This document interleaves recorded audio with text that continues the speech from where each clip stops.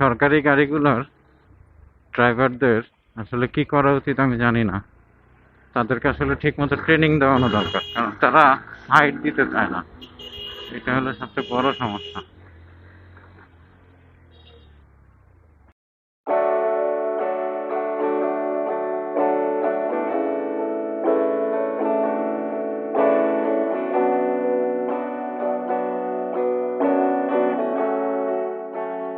ছুটে চলেছি একা এক অজানা নেশায়, ছুটে চলেছি একা এক অদীপ্ত আত্মার দীপ্ত বসনে। আমি তো বেছেই নিয়েছি আমার কোনো অতীত নেই, নেই কোনো ভবিষ্যৎ। যার এগুলো নেই তার কোনো সমস্যা নেই, শুধু বর্তমান অবস্থানকে ভালোবেসে সময়ের সাথে তাল মিলিয়ে এগিয়ে যাওয়া আর প্রতিটা সেকেন্ডকে উপভোগ করা। এটাই হচ্ছে আমার কাছে জীবন, আর আমি এটাকেই বেছে নিয়েছি।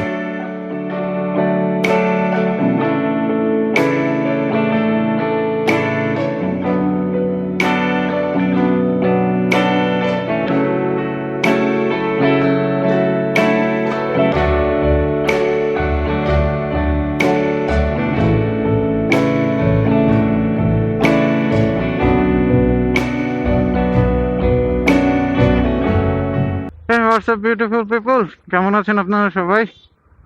অনেকদিন পর আবার ব্লগে আসলাম। আজকে একটু ঢাকা যাচ্ছি, রিজন হচ্ছে আমার সবচাইতে বেস্ট ফ্রেন্ড ভার্সিটি ছিল। আমাদের একটা ফ্রেন্ড সার্কেল ছিল এবং কয়েকজন বেস্ট ফ্রেন্ড ছিল যারা খুবই ওতপ্রোতভাবে জড়িত ছিলাম। তাদেরই একজনের হচ্ছে আজকে বিয়ে। হ্যাঁ বন্ধুরা, আমি আমাদের যমুনা সেতু পার হওয়ার পরে ঢাকা যাওয়ার জন্যে সবচেয়ে ভয়াবহ যে রাস্তাটা, সেটা হচ্ছে এলেঙ্গার মোড়। এই এলেঙ্গার মোড় পর্যন্ত অনওয়ে রোড, যেটা আসলে খুব কষ্ট হয় পার হইতে, এবং সেই রাস্তাটা আমি আলহামদুলিল্লাহ ভালোভাবে পার হয়ে গেছি। এই হচ্ছে, আমি এসে গেলাম ইয়ামনা হাই এক্সপ্রেসের গেটে। যদিও টোল নাই, উনি রং সাইড দিয়ে। চলুন আবার সামনের দিকে আগাই, তারপরে আবার টুকটুক টুকটুক করে কথা বলবো ইনশাল্লাহ। সামনের ওই বাইকটাকে দেখেন, হাইওয়েতে হেলমেট নাই, তারপর আবার তিনজন।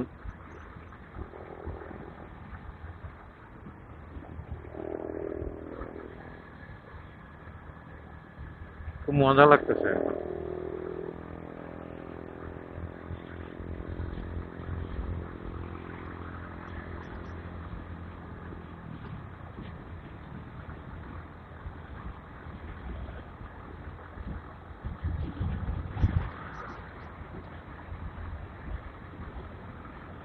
এরা এখানকার লোকাল, এদেরকে আসলে ওভাবে বলে লাভ নাই। এরা আসলে ওই চিন্তাই করে না কখনো যে উনার জন্য আরেকজনের ক্ষতি হতে পারে। এটাই হচ্ছে সবচেয়ে বড় সমস্যা। যাই হোক, সামনের দিকে আগাই, আল্লাহ ভরসা। আল্লাহ সবাইকে হায়াত দারাজ করুক, হেদায়েত করুক। একটা ভ্যান ঢুকছে। ওয়েলকাম ব্যাক বন্ধুরা। আমি গতকাল রাত্রে ঢাকা আসছিলাম, এখন আর কি বের হয়ে যাচ্ছি। আমার কাজটা মূলত ছিল, ফ্রেন্ডের বিয়ে ছিল, ফ্রেন্ডের বিয়ে খাইলাম, এখন আবার চলে যাচ্ছি। আলহামদুলিল্লাহ আমি হাইওয়েতে উঠে গেছি, নবীনগর হাইওয়ে, অর্থাৎ জাহাঙ্গীরনগর বিশ্ববিদ্যালয় মাত্র ক্রস করলাম। বাট একটা প্রবলেম ফেস করতেছি, আমি জানি না আসলে কেন। মানে আমি মনে হয় দিন দিন গাড়ি চালানো ভুলে যাচ্ছি। আপনাদের কি কখনো এরকম ফিল হয়েছে? মানে কেন বলতেছি, আমি লোকাল রোডে যতক্ষণ আসলাম, এই কিছুক্ষণ আগে লোকাল রোড দিয়ে আসলাম, লোকাল রোডে আমি গাড়ি চালাতে মানে একদমই পারতেছিলাম না। কারণ যখনই ব্রেক করতেছি তখন আমার গিয়ার থাকতেছে 4 গিয়ার, 5 গিয়ার, 3 গিয়ার। পরে গাড়ি টানতে গিয়ে বারবার গিয়ার শিফটিং করতে হচ্ছে। আমি আসলে বুঝতেছি না আসলে এরকম হচ্ছে কেন। মানে গতকাল থেকে এই এরকম প্রবলেমটা ফেস করতেছিলাম, বাট ওইভাবে খেয়াল করিনি। আজকে একটু খেয়াল করলাম। আহ, আমি আসলে বুঝতেছি না, মানে নিজের ভিতরে কেমন যেন একটা অস্বস্তি বোধ কাজ করতেছে, যে আমি আসলে মনে হয় গাড়ি চালানো ভুলে যাচ্ছি, এরকম কিছু একটা। মানে আপনাদের কখনো কি এরকম ফিল হয়েছে? আর যদি ফিল হয়ে থাকে তাহলে একটু জানায়েন, আর যদি এর কোনো সমাধান পান সেটাও আমাকে একটু বলবেন, কারণ এইভাবে হইলে হয়তোবা আমি টিকবো না, মরে যাব। হয়তো কোনো না কোনো দুর্ঘটনায় হয়তো আল্লাহ নিয়ে চলে যাবে। বাট এরকম হওয়ার কারণ কি, এটা আর কি যদি কারোর জানা থাকে সেক্ষেত্রে আমাকে একটু জানাবেন। কারণ সত্যিকার অর্থেই এই ধরনের কথা কেউ বলে না, বাট আমি আপনাদের কাছে বলতেছি। আমার এখানে কোনো লজ্জা নাই, কারণ আমার শিখতে হবে সোজা হিসাব। মানে কেমন যেন গাড়ি চালাইতে পারতেছি না আমি। দেখি, এখন অনেক রাশ দেখতেছি, আমি একটু ফ্রি হয়ে তারপর আবার কথা বলি আপনাদের সাথে। চলুন সামনের দিক আগে। এমনিতেই আছে, বাইক রান করতে পারতেছি না, তারপরে কমিউনিকেটরে চার্জ নাই। ওই সামনে দুইটা বাস এত পারাপারি করতেছে, বলার মতো না। আমি এদের দুইজনের সামনে ছিলাম, পরে আস্তে করে পিছনে পড়ে রইলাম, মানে কেটে দিলাম। আর এরা দুইজন যেভাবে চাপাচাপি করতেছে, তাতে মনে হচ্ছে যে আমি হয়তো ডোলে পিষে নিঃশেষ হয়ে যাবে। দেখেন কি অবস্থা। আসলে কোনো একটা ভাই বলেছিল যে উত্তরবঙ্গের রাস্তায় মানে বাসের ড্রাইভার গুলা, মানে এদের ভিতরে ম্যানার বলতে কিচ্ছু নাই, কিচ্ছু নাই। মানে এরা যে আসলে কোন লেভেলের ড্রাইভ করে এটা আসলে তারা নিজেরাও জানা না। Exactly true. মানে ঢাকা চট্টগ্রাম হাইওয়েতে এতটা এতটা রাশ ড্রাইভ করে না, মানে রাশ ড্রাইভ করে তারা, এমন না যে করে না, বাট সেটা মানুষকে প্রায়োরিটি দিয়ে। আর এরা মানুষকে প্রায়োরিটি তো দেয় না, বরঞ্চ মানে যে কোনো ওয়েতে তাকে আগে উঠতে হবে, এটা হচ্ছে তার মেইন ফ্যাক্ট। আলহামদুলিল্লাহ, আমি যমুনা সেতু থেকে আর 10 কিলোর মতো দূরে আছি, অর্থাৎ ঘাটাইলে মোড়টা পার হচ্ছি আর কি।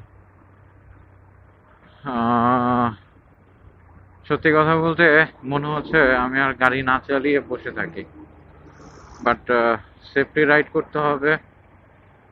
রিজন হচ্ছে বাসাতে মেয়ে সকালবেলা ফোন দিয়ে বলছে যে বাবা তুমি তাড়াতাড়ি আসো।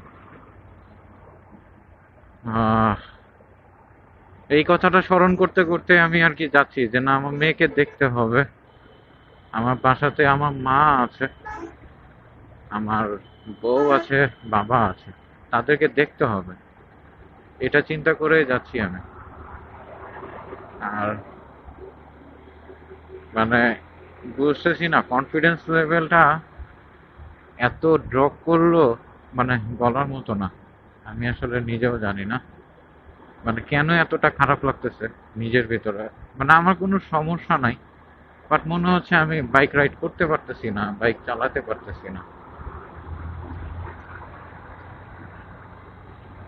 তবে একটা কথা বলি আপনাদেরকে, আমরা সবাই শুধু একটা জিনিস নিয়েই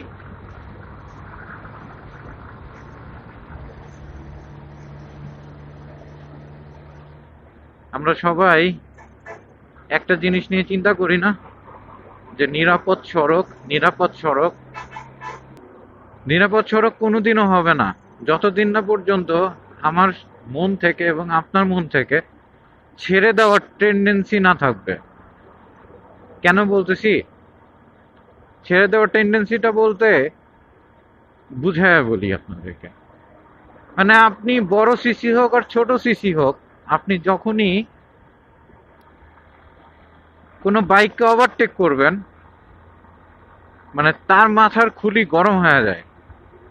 ও কেন আমাকে ওভারটেক করলো, মানে ছেড়ে দিই, আমরা চলে যেতে দিই না, সমস্যা কি? ছেড়ে দিলে কি খুব বেশি প্রবলেম হয়ে যাবে? খুব বেশি প্রবলেম হবে না, কোনো প্রবলেম হবে না আপনার। মানে 10-15 মিনিট হয়তো দূরে পৌঁছাবেন, দেরিতে পৌঁছাবেন, 1 ঘন্টা দেরিতে পৌঁছাবেন, তাতে সমস্যা কি? যাইতে পারবেন তো। এটা হচ্ছে মেইন রিজন। আত্মত্যাগ করতে শিখি আমরা। আত্মত্যাগ না করতে শিখলে কখনোই আপনি দুর্ঘটনা থেকে মুক্তি পাবেন না। সেটা হোক পথচারী, হোক বাইকার, হোক মানে প্রাইভেট কার, যে কোনো কিছু মানে যন্ত্র চালিত যে কোনো কিছুই, মানে আত্মত্যাগ যদি না করা শেখে তাহলে কখনোই মানে সম্ভব না, মানে অ্যাক্সিডেন্ট অথবা দুর্ঘটনা কমানো সম্ভব না। এটা হচ্ছে মেইন কথা। জানি না কথাগুলো কারোর খারাপ লাগবে কিনা কিংবা ভালো লাগবে কিনা আমি জানি না। তবে আমরা অনেকে অনেক কিছু বলে থাকি না, আমি সবাইকে সাইড দিই, আমি সবাইকে যেতে দিই, বাট স্ট্রং অনেকেই অনেক কিছু করেন না, আবার অনেকে অনেক কিছু করে বসেন, যেটা আসলে ঠিক না। আত্মত্যাগ করলে আপনার দুর্ঘটনা এমনি কমে যাবে, আমি এটা স্বীকার করি। যাক আমার আহ, যাই, অল্প একটু রাস্তা আছে, সাবধানে যাই। খারাপ লাগতেছে বুঝতেছি না, এবং নিজের ভিতরে এটাই বলতে বলতে যাই যে আমি হয়তো পারবো, আমি পারবো, এটাই হচ্ছে কথা। এবং সবচেয়ে বড় কথা হচ্ছে Nahin is the best, not Nahin, জটিল পাপা ইজ দ্য বেস্ট। জটিল পাপা ইজ দ্য বেস্ট, জটিল পাপা ইজ দ্য বেস্ট। ইন্নালিল্লাহি ওয়া ইন্না ইলাইহি রাজিউন। কেউ একজন মারা গেছেন। আলহামদুলিল্লাহ আমি ভালোভাবে সুস্থভাবে সিরাজগঞ্জ চলে আসছি। আমার বাসা থেকে আর সর্বোচ্চ 1 কিলোমিটার দূরে আছি। আজকে এতটা কষ্ট হয়েছে রাইড করতে, মানে বলার মতো না। কোনো ফিজিক্যাল কোনো প্রবলেম নাই, বাইকের কোনো প্রবলেম নাই, সব কিছু ওকে। শুধুমাত্র কনফিডেন্স লেভেলটা লো হওয়ার কারণে মানে খারাপ লাগছে। যাই হোক, আমি মানে এটা ফাইন্ড আউট করার চেষ্টা করব। আমাদের দোকান বাইকার্স ভিলেজ, এটাই ফাইন্ড আউট করার চেষ্টা করব যে আসলে আমার কনফিডেন্স লেভেলটা কি কারণে এত লো ক্যাটাগরিতে পড়ে গেছে। এটা আর কি জানা প্রয়োজন আমার।